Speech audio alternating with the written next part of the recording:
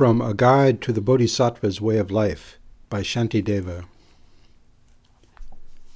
Chapter 1.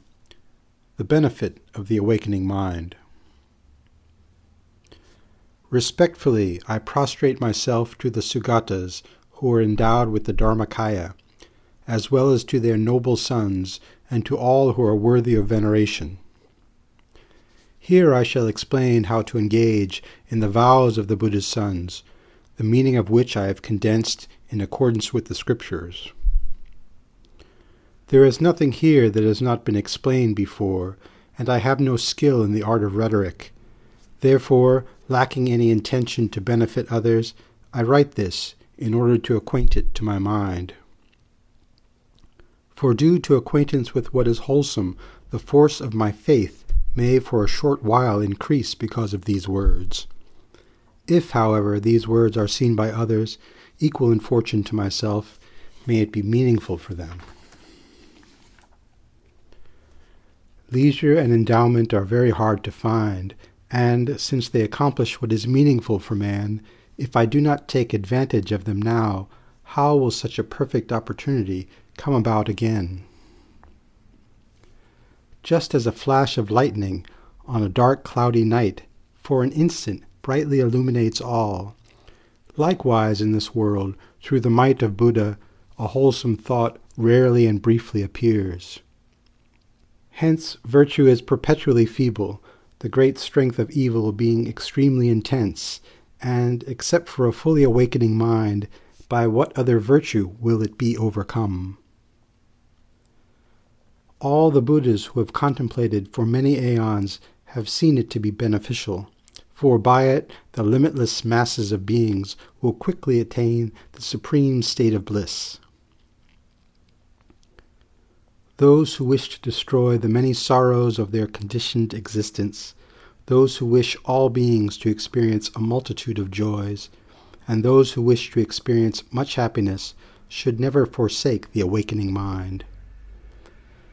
The moment an awakening mind arises in those fettered and weak in the jail of cyclic existence, they will be named a son of the Sugatas, and will be revered by both men and gods of the world.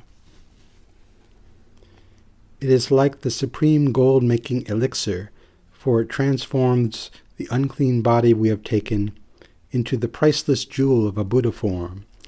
Therefore, firmly seize this awakening mind. Since the limitless mind of the sole guide of the world has, upon thorough investigation, seen its preciousness, all beings wishing to be free from worldly abodes should firmly take hold of this precious awakening mind. All other virtues are like the plantain tree, for after bearing fruit they simply perish. But the perennial tree of the awakening mind unceasingly bears fruit, and thereby flourishes without end. Like entrusting myself to a brave man when greatly afraid, by entrusting myself to this awakening mind, I shall be swiftly liberated, even if I have committed extremely unbearable evils. Why then do the conscientious not devote themselves to this? Just like the fire at the end of an age, it instantly consumes all great evil. Its unfathomable advantages were taught to the disciple Sudana by the wise Lord Maitreya. In brief, the awakening mind should be understood to be of two types: the mind that aspires to awaken and the mind that ventures to do so. As is understood by the distinction between aspiring to go and actually going, so the wise understand in turn the distinction between these two. Although great fruits occur in cyclic existence from the mind that aspires to awaken, an uninterrupted flow of merit does not ensue as it does with the venturing mind. And for him who has perfectly seized this mind with the thought never to turn away from totally liberating the infinite forms of life, from that time hence, even while asleep or unconcerned, a force of merit equal to the sky will perpetually ensue. For the sake of those inclined toward the lesser vehicle, this was logically asserted by the Tathagata himself in the sutra requested by Subahu.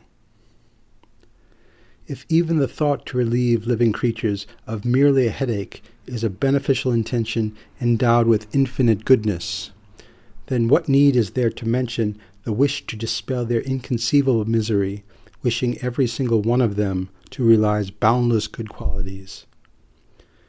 Do even fathers and mothers have such a benevolent intention as this? Do the gods and sages? Does even Brahma have it? If those beings have never before even dreamt of such an attitude for their own sake, how would it ever arise for the sake of others? This intention to benefit all beings, which does not arise in others even for their own sake, is an extraordinary jewel of the mind, and its birth is an unprecedented wonder. How can I fathom the depths of the goodness of this jewel of the mind, the panacea that relieves the world of pain and is the source of all its joy?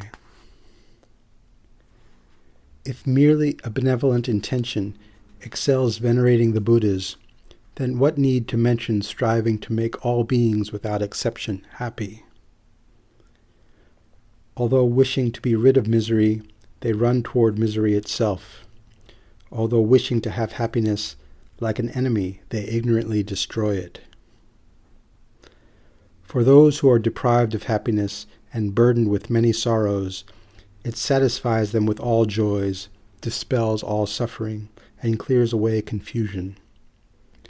Where is there comparable virtue?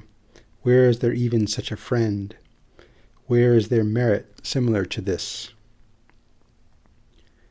If whoever repays a kind deed is worthy of some praise, then what need to mention the bodhisattva who does good without its being asked of him?